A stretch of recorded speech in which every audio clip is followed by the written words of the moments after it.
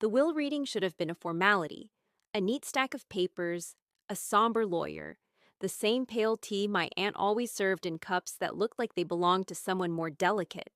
The parlor at Hawthorne House had that museum smell, polish and wilted roses, and the rain outside drummed a steady warning on the leaded panes. We sat in a line on the antique sofa, as if awaiting judgment.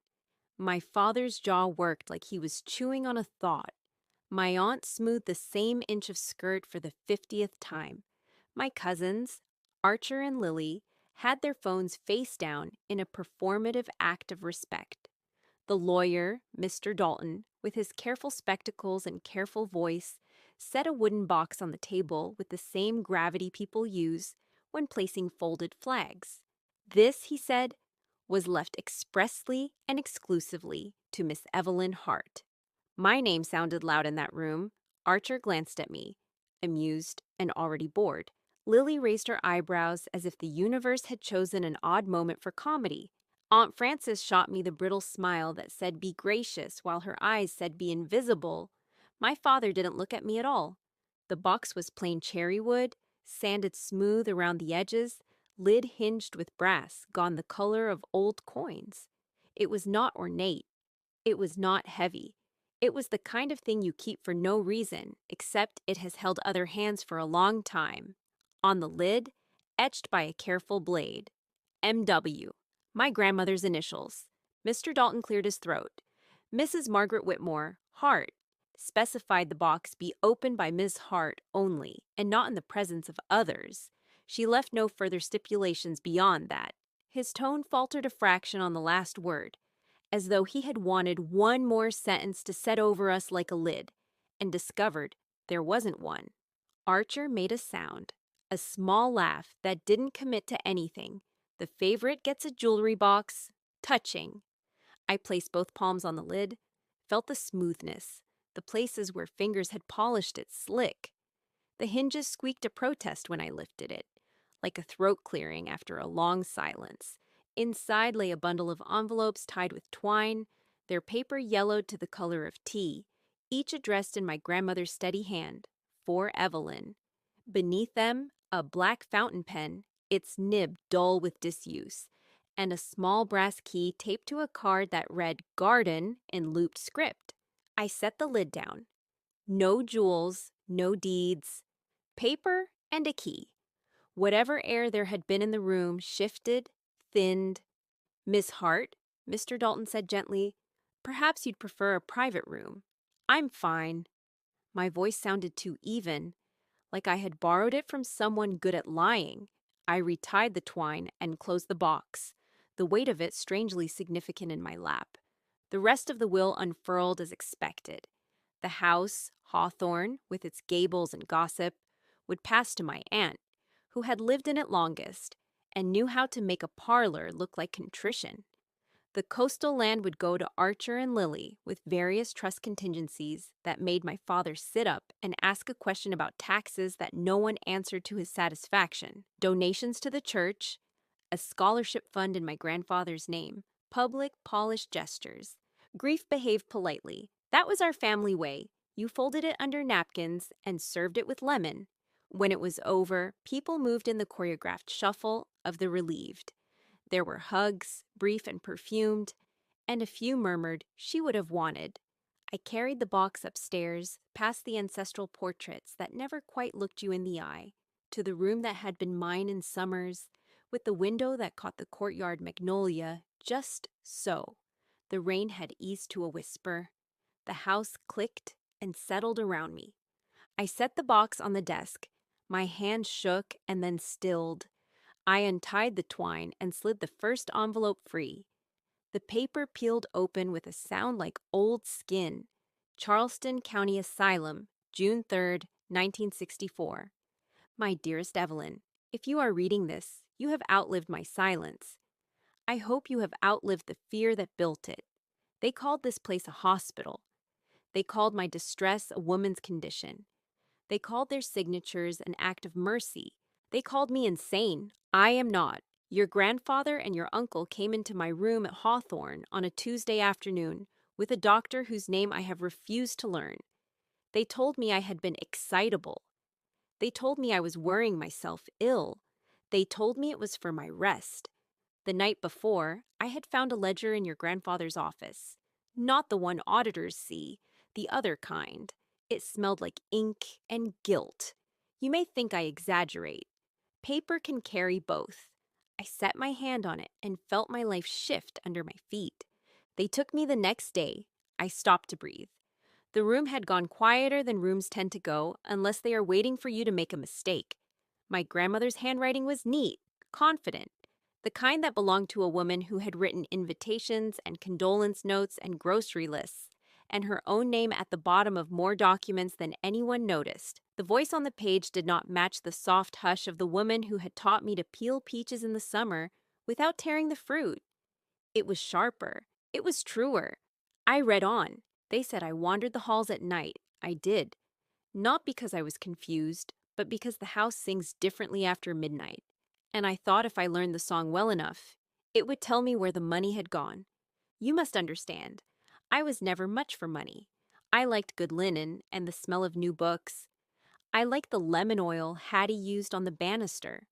But I learned the andante of numbers, because a woman cannot afford not to if her life is conducted by men who think a wife is a chair that agrees with the room. I found that ledger because I had asked too many times why the church received checks with more shame than ink. I found it because your grandfather forgot that curiosity was my first vow, before I said yes at the altar. They sent me here because I remembered what they needed forgotten. The second page was wrinkled. The ink in places blistered where a drop had fallen and dried. I could hear her breathing through the words. The next line was shorter, a kind of prayer.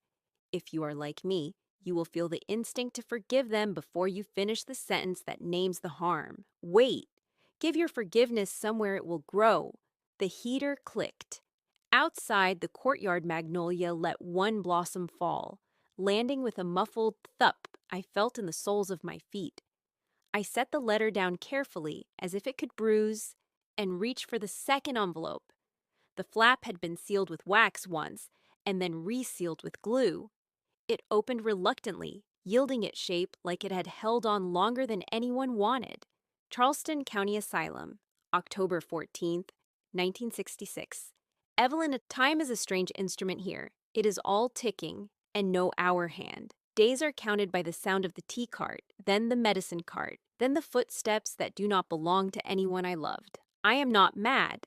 I write that to remind you when someone tells you otherwise, with such confidence that your bones want to agree. The ledger you seek is not in the house. They would look there first. In the garden shed, beneath the loose board under the work table, there is a tin box with a rusted clasp. Inside are copies I made after they took the original. The numbers lead to Blackburn Holdings. The names are not all the names you know them by. People who steal from churches and schools rarely use their true faces for the theft.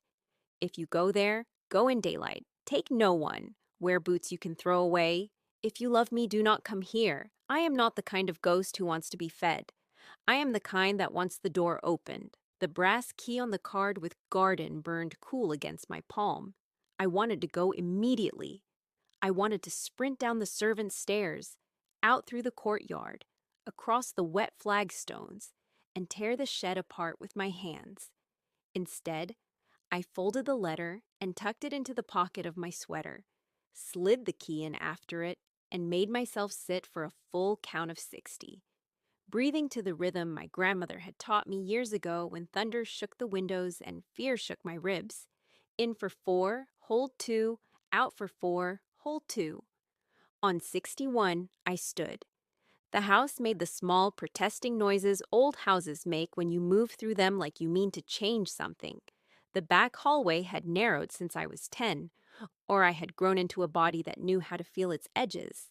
I passed the kitchen where someone had left a lemon half on the counter, its scent stubborn, and sunshine against the gray day. The back door stuck in the frame, and I set my shoulder to it gently, the way Hattie had shown me, with respect and firm kindness. It yielded. The courtyard was slick with rain. Magnolia leaves shone like dark armor. The path to the garden ran along the brick wall, the mortar furred with moss. The shed crouched at the far corner, its roof scalloped by age, the door held closed by a simple latch. I could feel my pulse at my wrists, as if my blood had become a drum. Inside smelled like damp wood, metal, and the memory of summer. Fertilizer, oil, earth. The work table sat against the back wall under a crooked window. The board beneath it had the slightest give when I pressed my toe. I crouched. The brass key slid into a floor bolt I had mistaken all my life for a nailhead. A click. The board lifted, reluctant, and then resigned. The tin box was exactly as she'd said. Rusted clasp, lid dented in one corner, the kind of container you keep old screws in because they might be useful someday. My hands stuttered before they steadied. The lid opened with a stubborn rasp.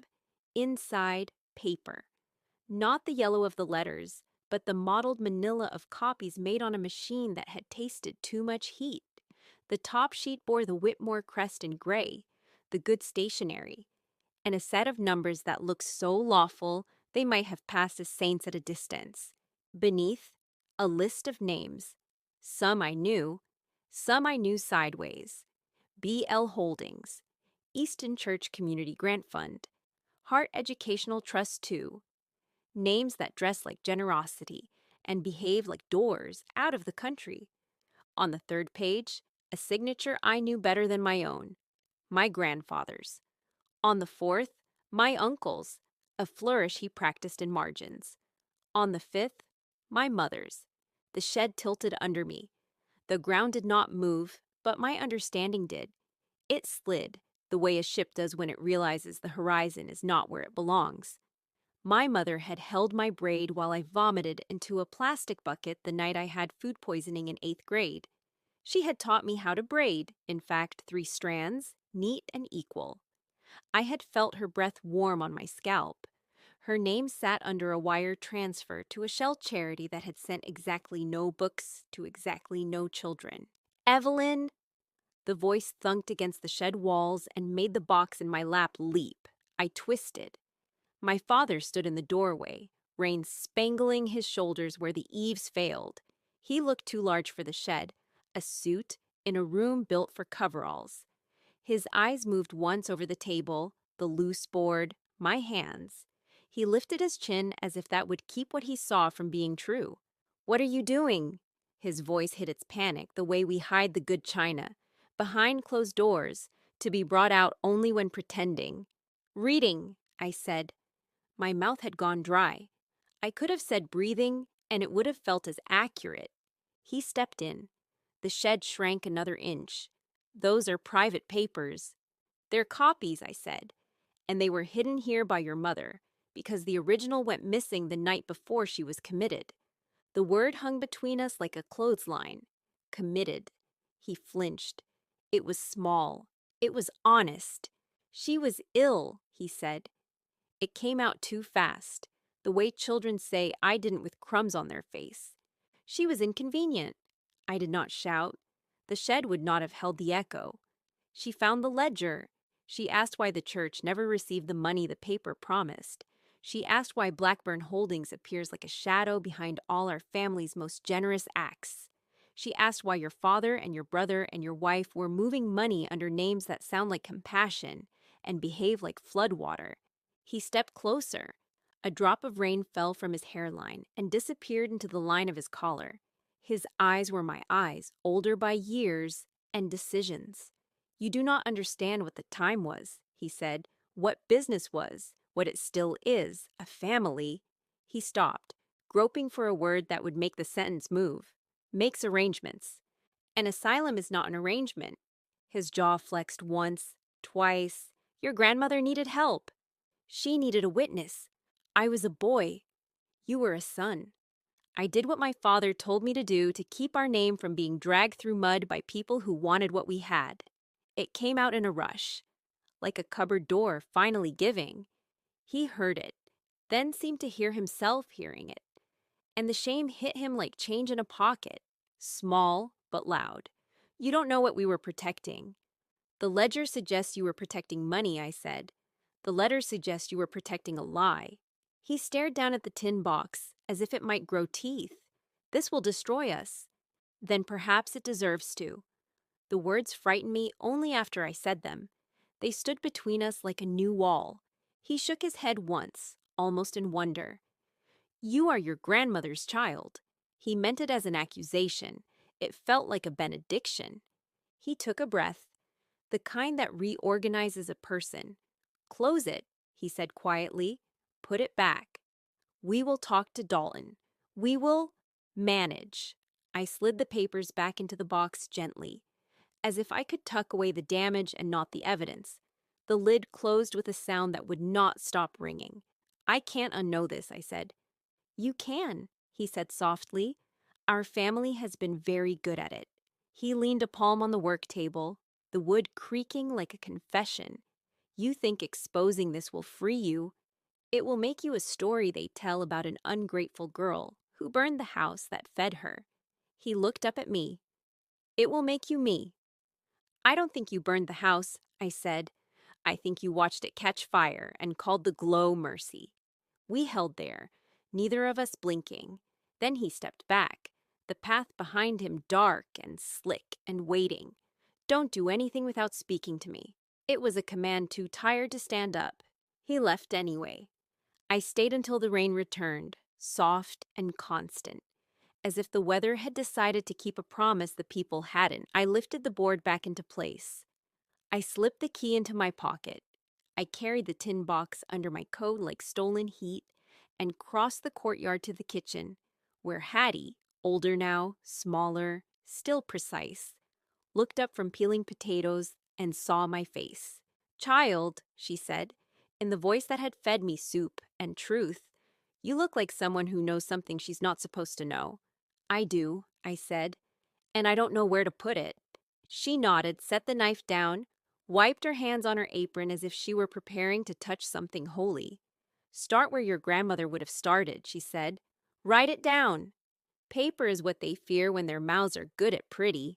She pushed a steaming mug of bitter tea toward me. And drink. The world's about to tilt.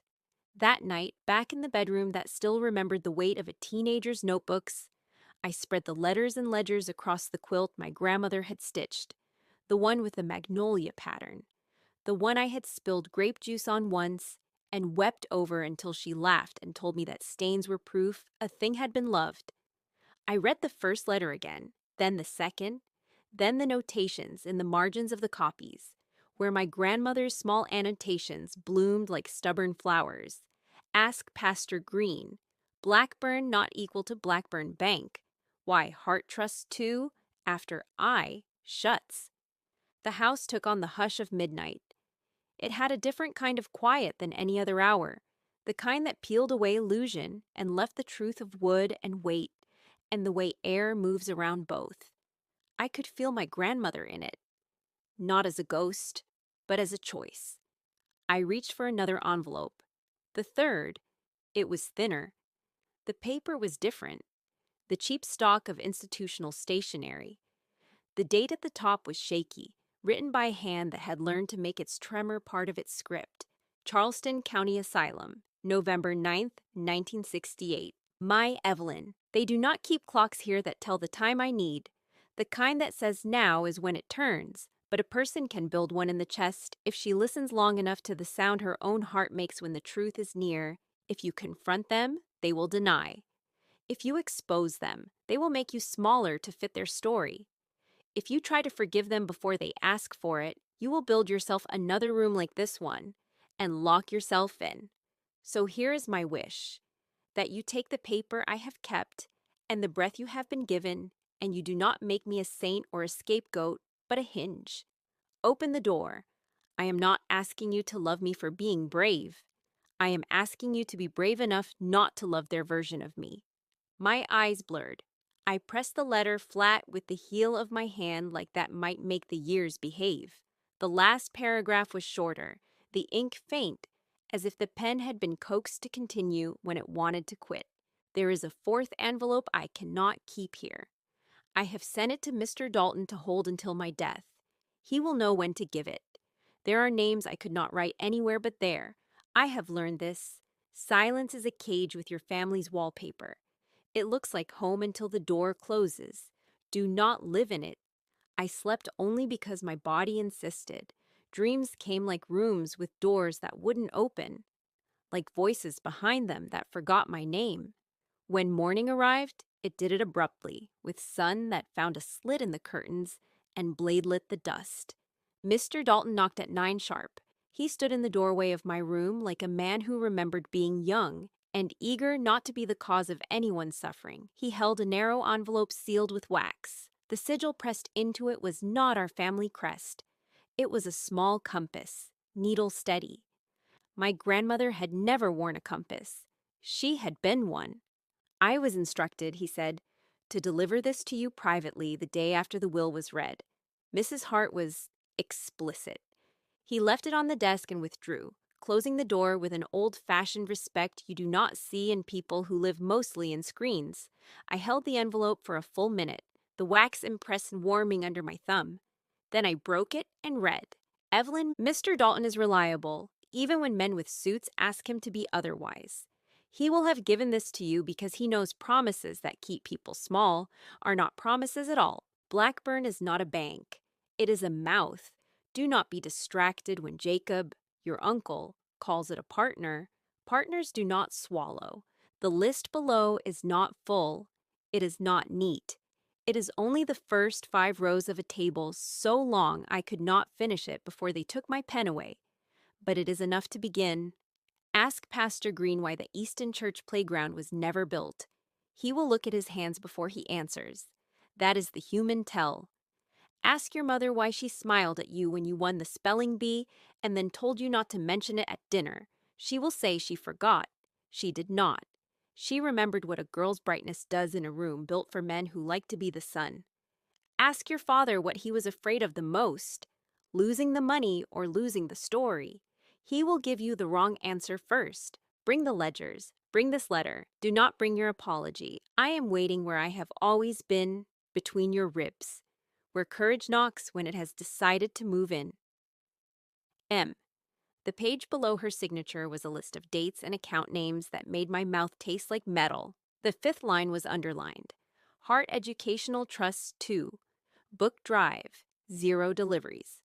The 6th, Whitmore Charities, Sea Ridge Consulting, no consulting performed. The 7th, Blackburn Holdings, Community Grants, time to board votes. I pressed my fingers into the desk until it protested. I thought of the day in 5th grade when my mother, elegant in a blouse that never seemed to wrinkle, told me not to correct my cousin's grammar in front of the men at the table because it made me difficult to include. I thought of my father's hands, careful when he bandaged my knee after I skinned it on the lane, careless when he signed his name under a lie.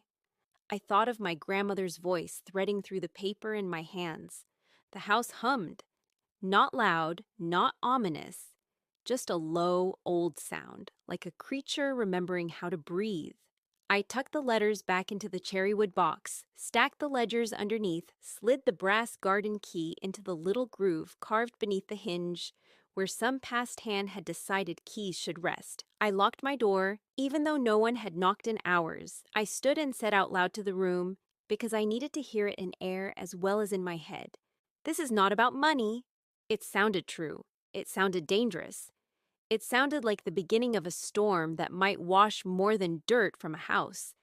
I took a breath that felt like borrowing something from the future and reached for the pen my grandmother had left, its nib dull but hungry for ink. I wrote the names again, slower this time. The way a person learns to write their own after someone has mispronounced it for years. I wrote the question she told me to ask. I wrote a word I had not allowed myself in this house since I was 8, and learned that girls did not use it when they wanted to be invited back. No! When I finished, the page trembled, not from my hands, but because the house shifted the way houses do when a window that has been painted shut for decades comes unstuck. Somewhere in the back of the house, a door opened and closed. Steps, the family moving toward coffee, and an arrangement of eggs that would look like normal from a distance. I folded my grandmother's last letter into my pocket. I tucked the cherrywood box beneath my arm. I stood, feeling the thin new muscle of resolve find its place along my spine. Downstairs, the clock in the hall announced the hour in a voice that sounded less tired than it had yesterday. I stepped into the corridor, and the old runner gave under my feet with the soft sigh of something that had been waiting a long time for a weight worth bearing. I don't know when the storm will break, I thought, only that it has found its wind. I walked toward the dining room door. I did not knock. I did not ask to be included. I opened it as if my hand had always known the handle, and for the briefest second, in the place in my chest my grandmother had claimed, I heard her voice as clearly as if she stood beside me, dry and certain and full of quiet fire. "Open the door, Evelyn." So I did.